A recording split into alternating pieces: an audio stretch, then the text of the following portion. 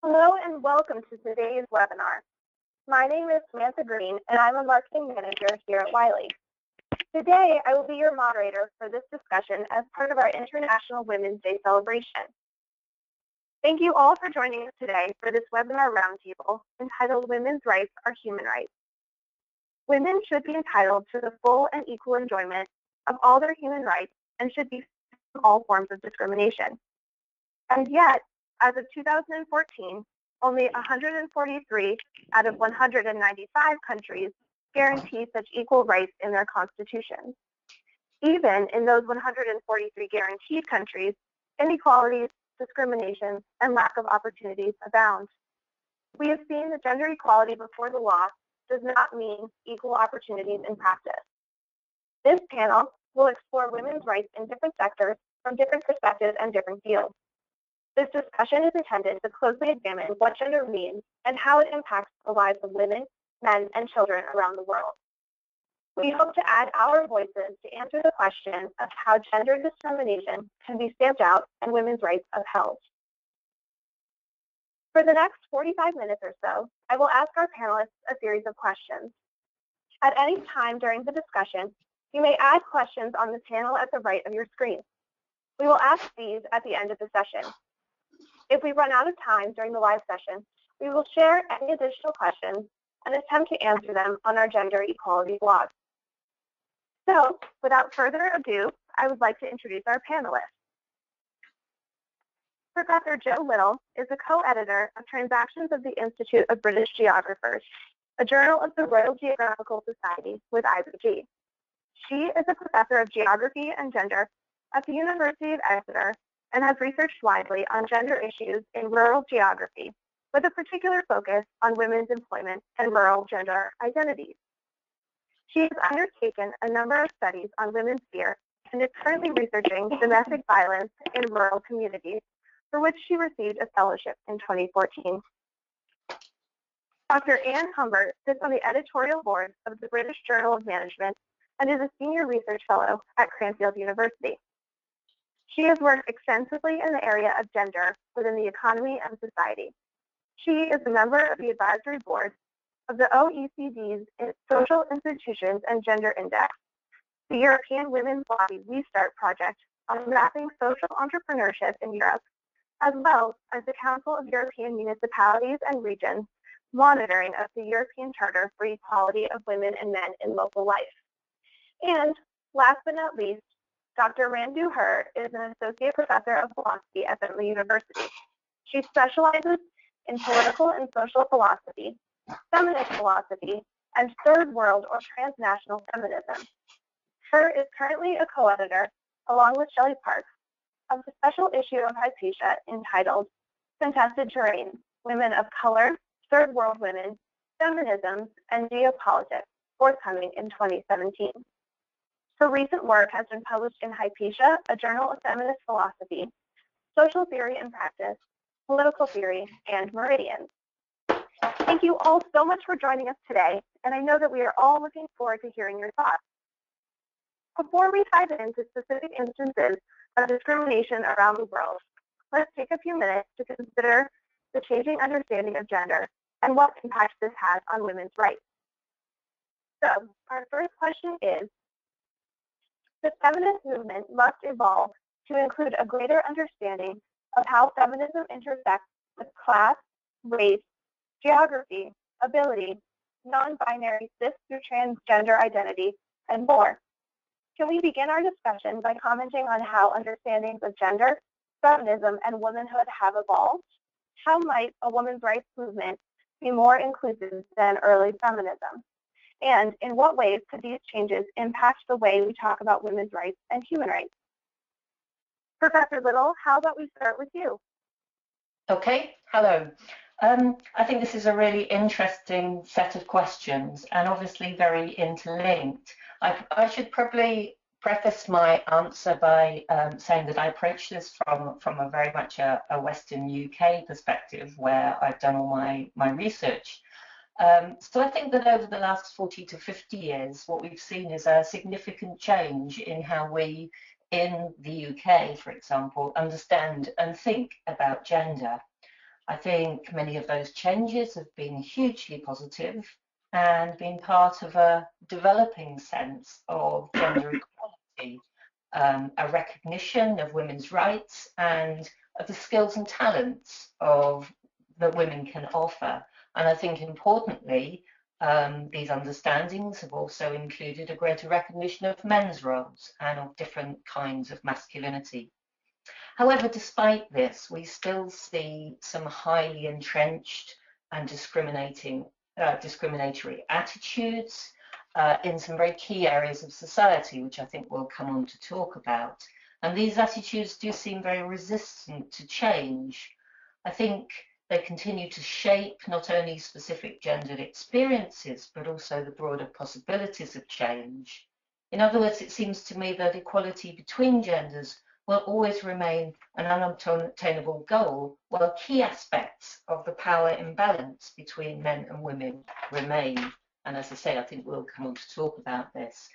I think the women's rights movement has also come a long way towards recognising greater range of different ways of being a woman and different ways of being a man. And I think this is hugely positive. In the past, there was much less recognition and there was less recognition of that kind of multiplicity of subject positions. So I think there are very important ways in which we have begun to think about diversity in gender identity. But nevertheless, my concern remains that we have entrenched attitudes in some key areas, and some of those changes have meant that we, with that recognition of multiple subject positions, has become a reduction in the sense of a feminist movement that has held women together. Thank you, Professor Little. Dr. Herr, would you like to add anything? Yes. So thank you for the invitation to be on this panel. Well, I'd like to approach this from a feminist philosophy perspective, and I agree that gender discrimination in all forms should be eradicated and that feminists across the globe must work toward this goal. And as you mentioned in the introduction, feminism has indeed become more inclusive in recognizing gender's intersections with class, race, geography, and others that you mentioned. One significant factor missing from the list, however, that intersects gender is culture. For a long time, second-wave feminism had assumed gender oppression experienced by white middle-class women of the liberal West as universal. Yet, women of color feminists have aptly pointed out the limits of this feminist vision by showing the way that gender intersects with race and class. Third world feminists, well acquainted with women's situation in third world countries, have also shown that Western stereotypes about non-liberal cultures as backward or barbaric have complicated third world women's oppression. Therefore, I think it is important for us to examine the women's rights movement in relation to this latest development in feminism. The women's rights movement promoted by the UN since the Convention on the Elimination of All Forms of Discrimination Against Women, well known as CEDAW, seems to be in tension with a recent feminist development. The human rights framework with which the women's rights movement aligns itself is a subset of the liberal individualist rights framework, which finds its cultural home in the liberal West.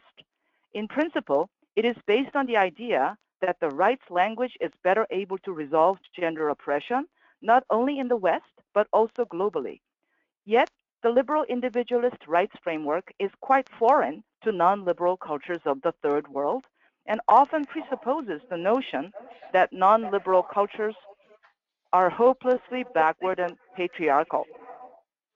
Under these circumstances, I'm concerned that the women's rights movement equipped with a CEDAW's ability to regulate compliance of the ratifying countries may end up disrupting indigenous ways to mitigate gender oppression in third world contexts. That's a great point, Dr. Herr. Dr. Humbert, would you like to elaborate on that? Yes, thank you very much. Before I do that, I want to say that much of my expertise is actually based in the context of the European Union. So much of what I will talk about has got to be seen in this slide. What I wanted to say here is that I see that understandings of gender are getting increasingly sophisticated, and particularly when it comes to challenging the binary. Yet, there is a discrepancy here because although the academic discourse is getting more sophisticated, there are few people that fully engage with gender theory in academia or in policy making, in activism, and so on. And sometimes I feel that there is a real need to go back to the basics and making sure that we distinguish between different levels. And by this, I mean making sure that we understand the distinctions of the concepts such as sex, such as gender, but also femininities and masculinities, concepts around sexuality, heteronormativity, and so on. And what I see are that the problem is that the differences are known, but they're not necessarily reflected in the practice or through language yet, and that is preventing some progress.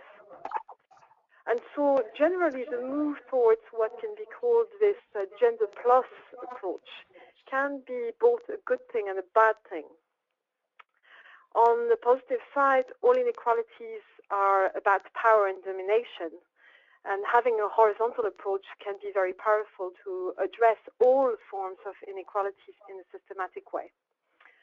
It's also positive because it means that we can capture different nuances of inequalities, and we can provide a voice to groups that might have otherwise been neglected and silenced. But I see that nevertheless, gender is something that cuts across all of these categories, all of these grounds. And for me, it is very important not to dilute the importance of gender as a category of exclusion and domination in itself. And finally, the other danger that I see is that we need to continue talking about the promotion of equality on a collective level, and the increasing focus on several grounds is unfortunately often in line with the human rights approach. And the problem of that is that it often means having protection rather than promotion, and a focus at individuals rather than collective level. Thank you all. That was really great. Before we move on to responding to key areas of gender imbalance around the world, are there any final responses that you would like to add to the thoughts of your fellow panelists?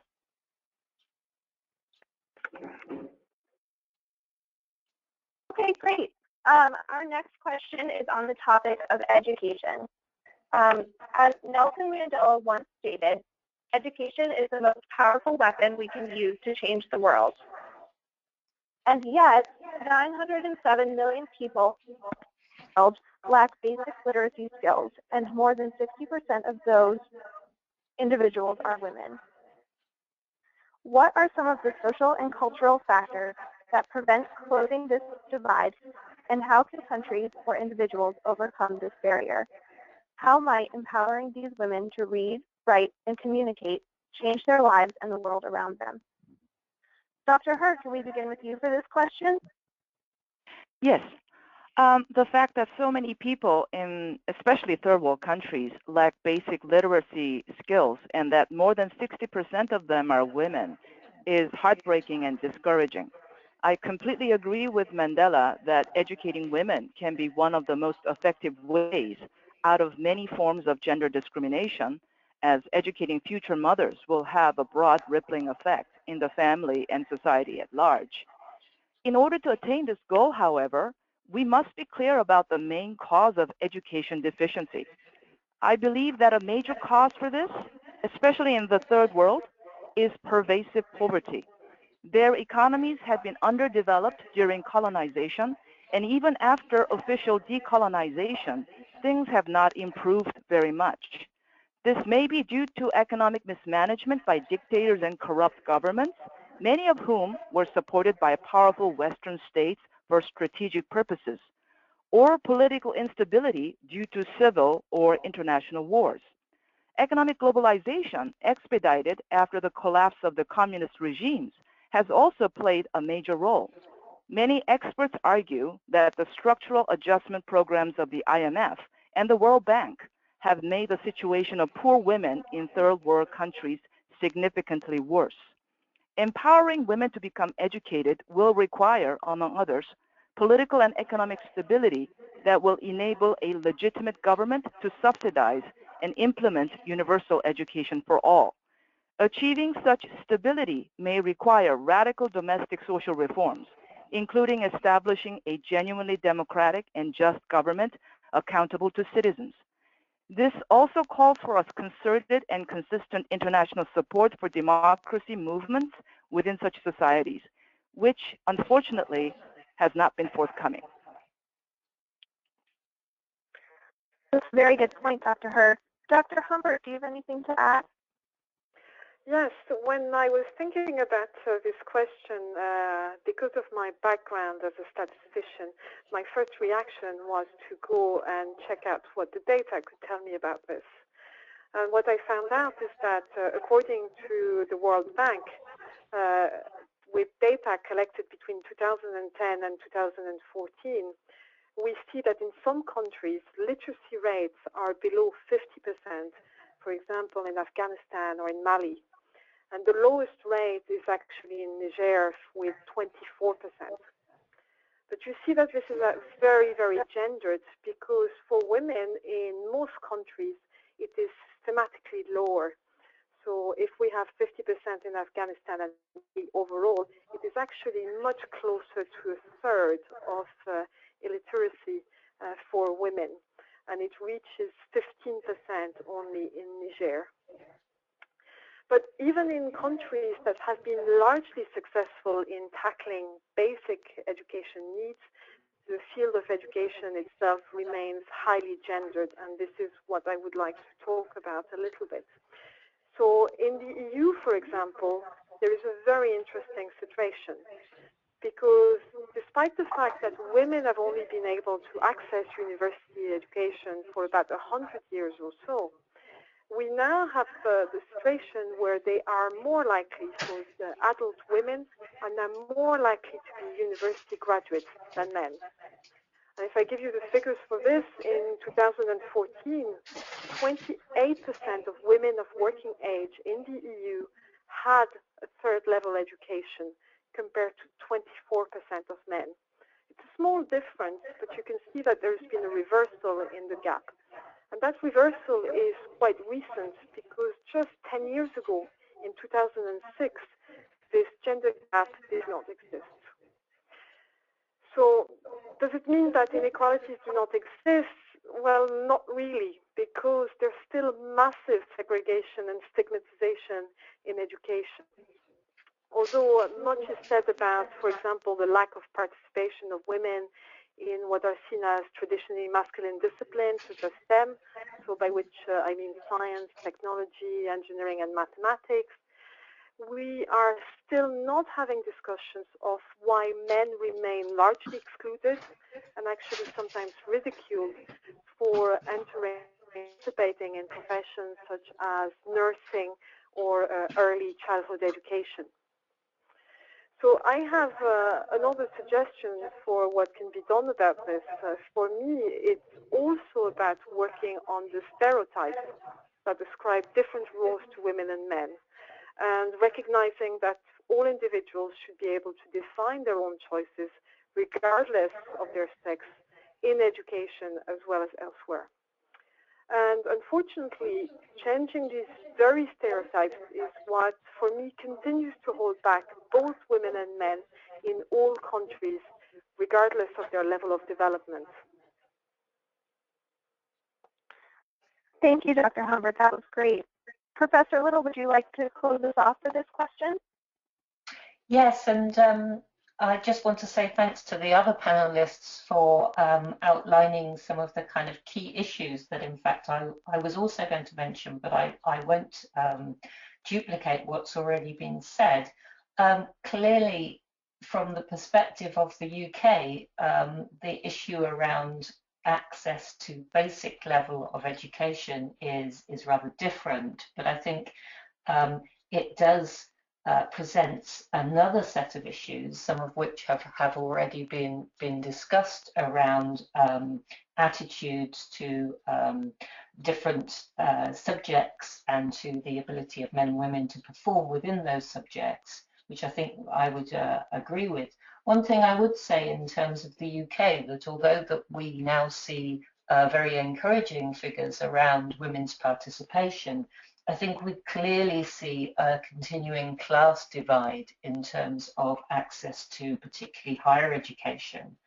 And statistics would suggest that we have a real problem, particularly in the area of young men performing well in education in terms of some of the poorer members of society. So I would suggest that we need to look at a set of issues around access, and we need to think about how we can value education as a way of a way that leads us out of poverty, because I think at the moment we have lost faith with education in that sense. So I think there are some real key issues which mean that we have to look behind the issue of basic literary skills and think more about attitudes to higher education. Thank you, Professor Little. I think it's so telling what an all-encompassing issue education is for all of our later topics. Are there any final comments before we move on to our next question? I would perhaps just add that in the UK, in terms of higher education, although we've seen a growing number of women entering higher education, if we look at the distribution of men and women in academic posts, particularly at high levels in academic posts, we still see a significant gender divide. So we still have work to do. Yes, absolutely. Can I add to this? When it comes to EU figures, according to SHE figures in 2012, PhD students, nearly 50% are women. But when you look at grade A academics, that is the top level of academics, only 20% of them are women. Yeah. Well, that actually brings us perfectly to our next question, which concerns the gender pay gap. Despite legislation to the contrary, in most countries, women earn between 10 and 30% less than men, while also being responsible for a far higher percentage of unpaid care work. How does this higher incidence of poverty among women impact mobility? How can institutional and cultural change work together in this scenario? Dr. Humbert, can we begin with you for this question? Yes, of course. The gender pay gap is very, very interesting as a measure because, as you mentioned, it ranges approximately between 10 and 30%, which is already large enough. But you have to realize that the gender pay gap is actually calculated on an hourly basis. And that means that it actually underestimates the extent to which there are differences in income between women and men and the consequences that this can have for poverty later on. So if you calculate this, the gender pay gap in the EU for 2012 was 16%. But if you calculate that on a monthly basis, that is taking into account the fact that women are much more likely to be working on a part-time basis because of care responsibilities or because they have periods of time in which they're not working, this difference actually increases to 20%. And over a lifetime, this amounts to actually a very, very shocking gender gap in pensions that is close to 40% in the EU. And this is something that is showing little signs of decreasing over time. So if we talk about poverty, a number of studies have been conducted in the EU on this, and it shows that women are only slightly more at risk. But then you have to remember that this masks greatly how certain groups of women are much more exposed to poverty, such as, for example, when they are migrants, when they have a disability, or where they are single parents or carers. When it comes to tackling this, I think it calls for thinking about the sustainability of our societies. And unfortunately, it's not simply to get more men doing housework and share things more equally, but instead it's about a much more fundamental rethink of the place that our communities, our families, the place that work has in our lives at the societal level. And this particularly in light of great shifts in society, so with the rise in technology, with aging populations, and so on. So at a policy level, I think there is a great role to be played through legislation, such as, for example, on parental leave, although at EU level, the maternity leave directive has failed to be agreed upon at the Council and has gone back for redrafting at the level of the European Commission. And all of this shows that not much is moving in terms of making progress. I think there are just many opportunities and many interventions that could be made. And in this, recently, I've come across the case of Sweden, which is implementing something that I find extremely interesting when it comes to rethinking the way we work. In Sweden, some companies are currently experimenting with what are 6-hour workdays. And I think this could be a good solution to improve not only our well-being, but also our productivity and finding new ways, new innovative ways of doing things. Thank you, Dr. Humbert. Professor Little, would you like to add to this discussion?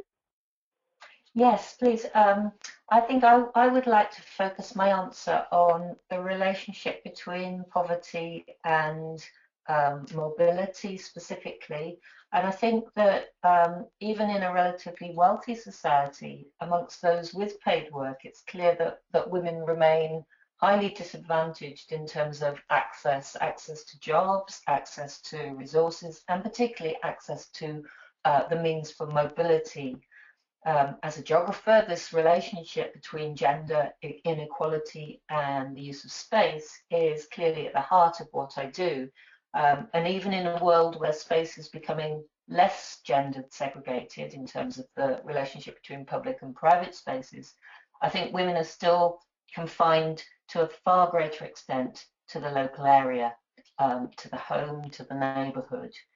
Their geographies are different and more limited, so their opportunities are restricted. Some of this is about the gender division of labour, the kinds of work that women do, which tends to be local, tends to be part-time and poorly paid. Women are much more likely to be on minimal wages and to work in what are termed 0 hours contracts, where there is maximum flexibility and maximum insecurity. But I think it's also about the assumptions that are made around gender identities, around the family, and which tie women to those spaces and restrict their mobility.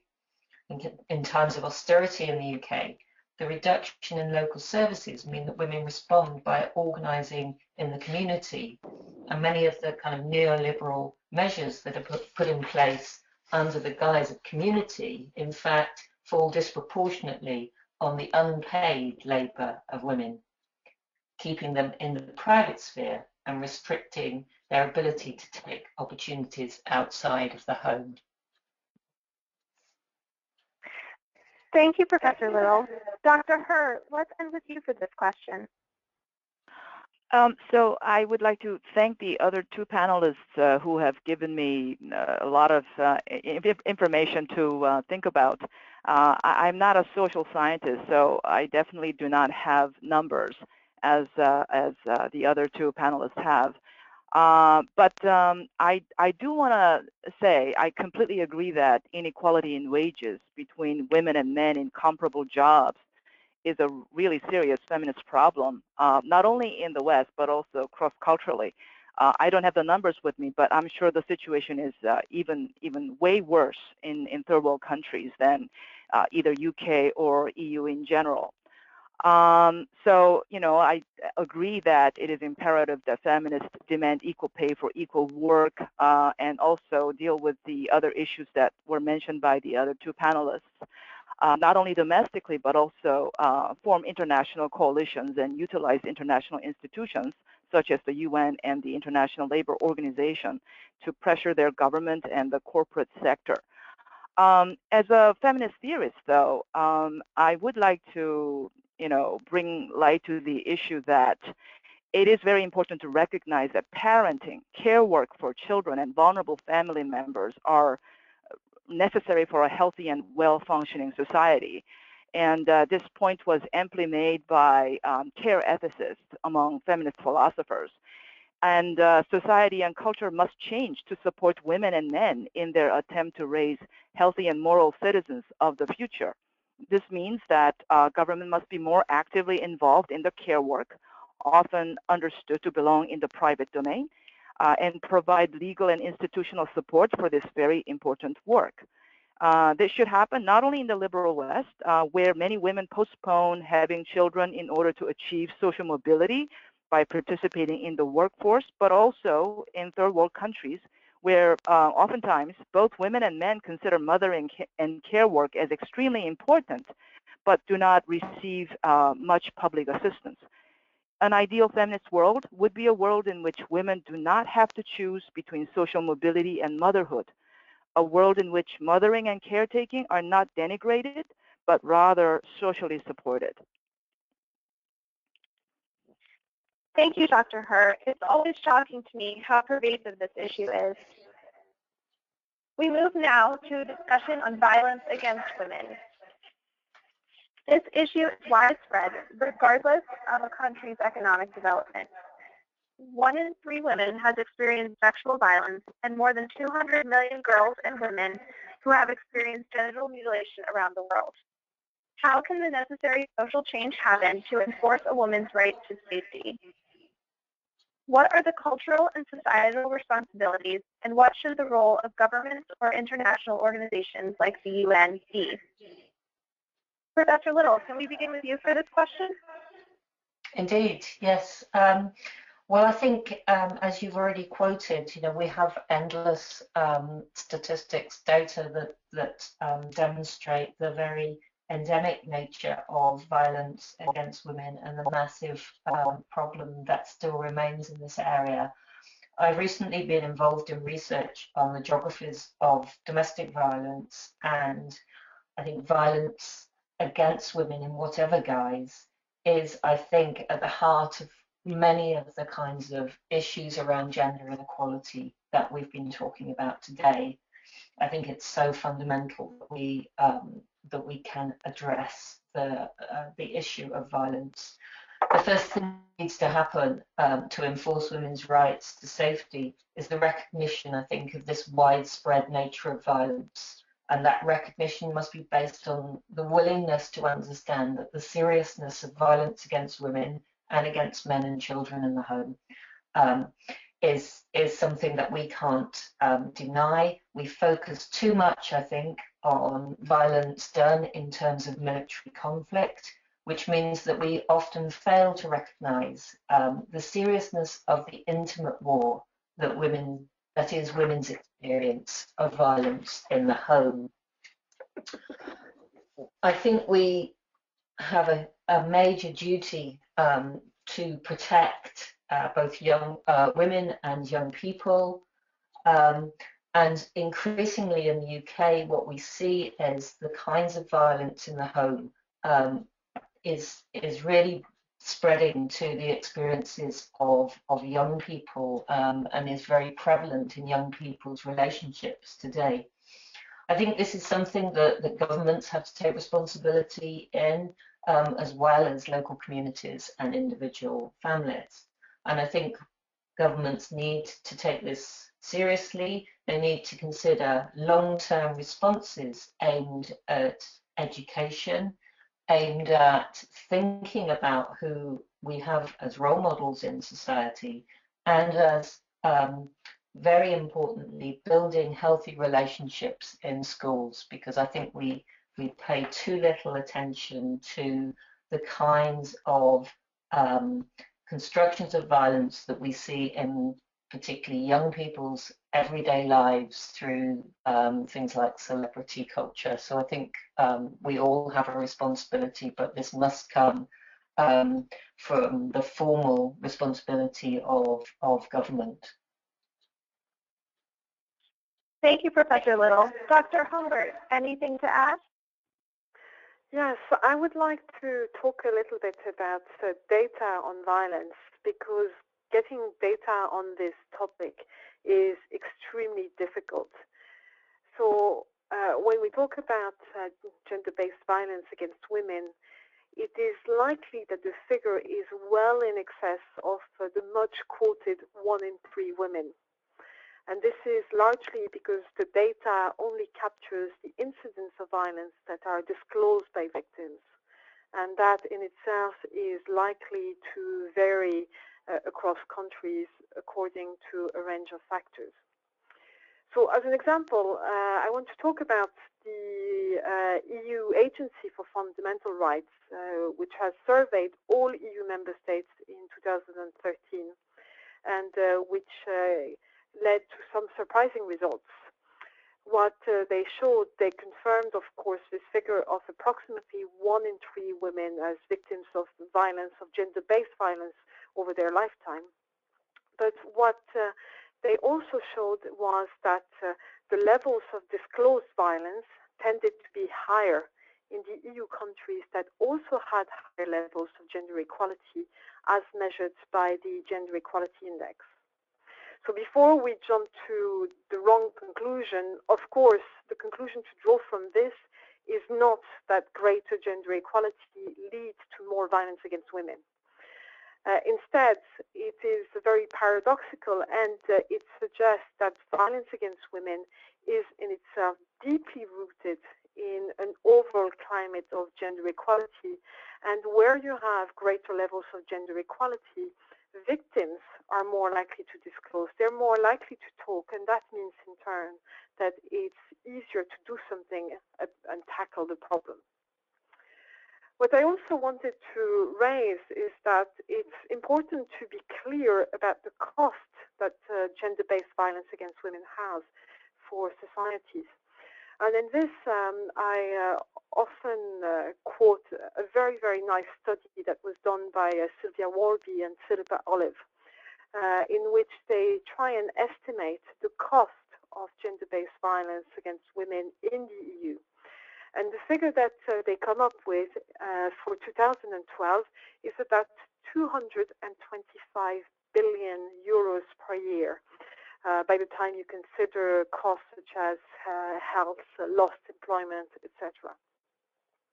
But one of the things that I have done is to actually go further with this. It's not only that gender-based violence against women in the EU cost 225 billion euros in 2012. What is interesting to do is to look at what that represents in terms of other numbers. And the one that I find most fascinating and very, very symbolic is to compare it to the actual EU annual budget. And this was approximately 140 billion euros in 2012, meaning that violence against women actually costs in excess of 1.5 times the actual EU annual budget. And I think we need to get our priorities right in terms, if the economic argument cannot make it where the social argument has failed, I have lost hope to some extent. So to tackle violence against women, I think it's really, really important to make these arguments, but also breaking the taboo, breaking the silence. And I see a great role for international organizations such as the UN, but also in the EU, which have a major role in this regard by providing data so we know that's what we're talking about, but also making sure that they use these data in a meaningful way in gendered analysis to show the extent to which there is gender-based violence against women, but also the negative consequences for society as a whole. Thank you, Dr. Humbert. Dr. Herr, we'll turn to you now. Yes. Again, I thank you very much for all the information about European countries in which the language of rights fits right in. What I would like to focus in my response is, to comment on some of the things that have been done through UN and other agencies, and how it has supported women's rights movement and what kind of impact that could have on third world countries. So I definitely agree that violence against women is a very serious feminist problem cross-culturally. And basically, my thoughts about how to resolve this is that is only through gradual democratic reforms of each society and culture, so that women will be recognized and respected as equal members of society. Although the women's rights movement has been heavily involved in the campaign to eradicate violence against women, I am not confident that using the human rights framework based on liberal individualism is the best way to go. So let me illustrate. The CEDAW legally binds the countries that ratify the convention. As of 2015, and this is statistics from a year later than what you had mentioned at the outset, 187 countries out of 194 countries have ratified it, so more countries. Their compliance is monitored by a special UN committee to which government representatives must submit periodic reports on their progress. The so-called experts who make up the committee are well-versed in the liberal individualist rights framework, but are unfamiliar with the culture and history of the countries being monitored. Consequently, this may lead to misunderstandings of cultural customs and problematic recommendations regarding such customs. The feminist anthropologist Sally Mary discusses such an incident regarding the Fijian customary practice called bulu bulu, which promotes reconciliation among the contending parties. The Fijian government representatives complained at the CEDAW hearing that bulu bulu should not be used in legal rape cases because it treats rapists too leniently. Upon hearing the case, the CEDAW experts recommended the abolition of the age-old custom, oblivious to the fact that the custom is in general valued as a vital custom by most Fijians, including women. Given the high potential for misunderstandings as well as misguided recommendations, the CEDAW procedure ought to reflect as much input from cultural insiders of the monitored country as possible. More fundamentally, the human rights framework should be reformed to reflect a genuine consensus among members of different cultures rather than rely solely on the liberal individualist framework. Thank you all. Our last question ties into women's safety, namely a discussion on women's control over their own bodies. Lack of resources to family planning leads to an inability to make choices about one's own reproductive system. Other countries, including many of the United States, enforce high taxes on feminine hygiene products, financially impacting women over products necessary to their health. What does embodiment mean to women? How can asserting control over one's body lead to greater equality? And what does this mean for financial, social, and systematic issues? Dr. Humbert, how about we start with you for this question? Thank you. Well, for me, there's a big disconnect between gender representations among officials and those that are in power and decision-making positions and the actual reality of women's lives and their bodies. In the EU, certainly reproductive health remains glaringly absent from policy making. And there, topics such as abortion or contraception are hardly mentioned at all because it's so divisive among the member states. But without having those debates, I really feel that there can be no progress whatsoever. The concept of embodiment is, of course, a very, very interesting one. And here we get to notions of perhaps politeness or political correctness, which often mean denying that bodies themselves matter.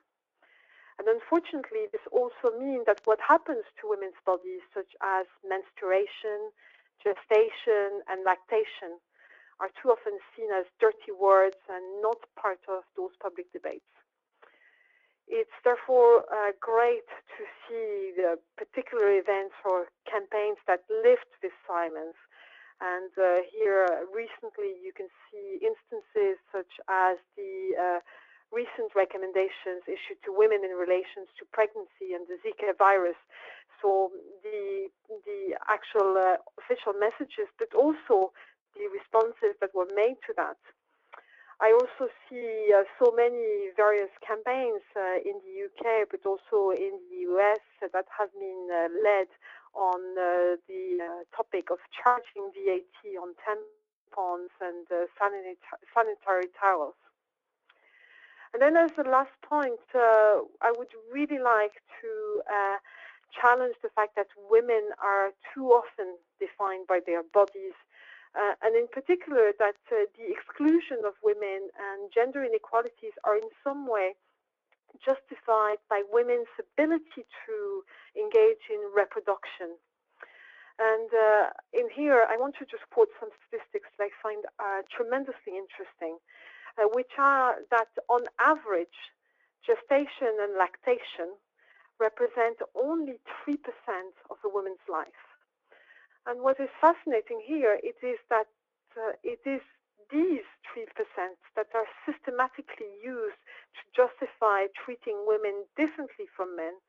Although if you reverse this argument, you can actually argue that for 97% of the time, women are just the same as men. Thank you, Dr. Humbert. Dr. Herr, can we move to you next? Yes, sure. So, I mean, as much as I think this is a very important issue, I would like to point out this rights of women to have control over their bodies has been overemphasized, especially because of the specific context in the U.S. That has to do with a threat to women's rights to get an abortion. The status of the 1973 Supreme Court decision, Roe versus Wade, that guarantees women's rights to have an abortion in the early stages of pregnancy is being jeopardized in the U.S., where pro-life religious groups oppose any abortion, and conservative lawmakers are making unprecedented moves toward reversing Roe versus Wade. This is a very worrisome situation, especially when we recall that before Roe versus Wade, over 1 million women lost their lives yearly resorting to illegal, often dangerous back alley abortions. Under these circumstances, emphasizing the inalienable right of women to control their bodies and reproductive systems in the U.S. Makes perfect sense. Still, I believe it is important to recognize the cultural specificity of the threat, as grave as it is, to women's reproductive choices and bodies in the U.S. In many non-Christian third world cultures, the claim that fetuses are fully human, fully persons, in need of full protection by society at large against the mother's wish or health or well-being is hardly heard of or socially accepted. In most such cultures, personhood emerges only through social recognition of the parents, the family, and society at large.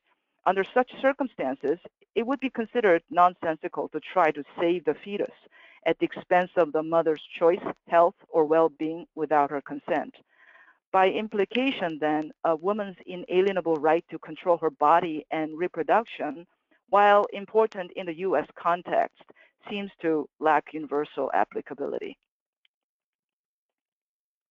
Thank you, Dr. Herr. Professor Little, why don't we end with you for our last formal question? Hello, yeah.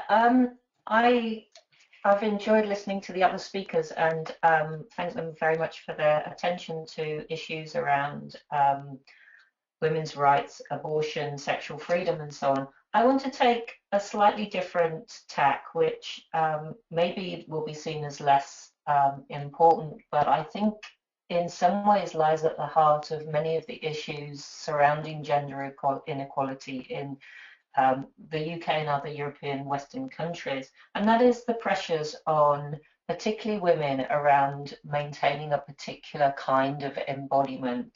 And I think this is something that we've seen really strongly through health campaigns and many other ways in which particularly women's bodies become the subject of disciplinary strategies.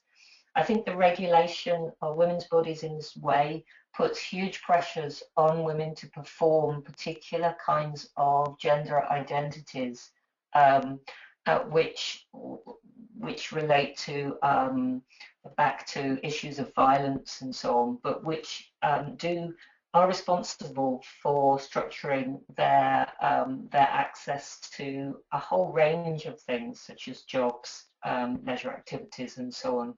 I think that part of that we see not only the pressure that women have to discipline their own bodies, but the responsibilities on women to care for the bodies of other members of the family. So the body is seen as kind of women's responsibility. And increasingly, the last thing I want to mention in this area is the pressures on women to undertake certain kinds of body modifications through things like cosmetic surgery, which suggests to women that they have the opportunity to obtain what is deemed to be the desirable body. And I believe that in that way they're pressured into conforming to a set of stereotypical forms of gender identity, which again places pressure on them and is something which is very fundamental to their broader sense of gender inequality. Thank you. Thank you, panelists, for these powerful insights. This brings us to the end of our formal discussion, and I'd like to turn now to a few questions from our listeners. I have a couple of questions right here that have been submitted during the discussion. I will start with a question from Levi from Trinidad and Tobago, who asks, what are some of the long-term interventions that middle and upper middle class academics with job stability can make regarding the struggle of precarious, poor, and dispossessed women? What responsibility do privileged scholars have to marginalized women? Would anybody like to take a first stab at replying to Levi's question? I can. Oh, go ahead, Joe, first. Sorry. Yeah, I was just thinking about my own discipline and my own position within that, in the sense that I teach gender to mainly Western middle class women, but I think it's in my case it's about raising awareness of issues of other kinds of cultures and the position of women and gender in those cultures. It's opening up the eyes of my students to the huge inequalities in the world. So, if I may go next, I think although it may seem that academics don't have, the things that academics do don't have much relevance for people on the ground, I would like to say that as a philosopher, as a theorist, we critically examine certain policies that are being made regard to less privileged people in the world and in various countries.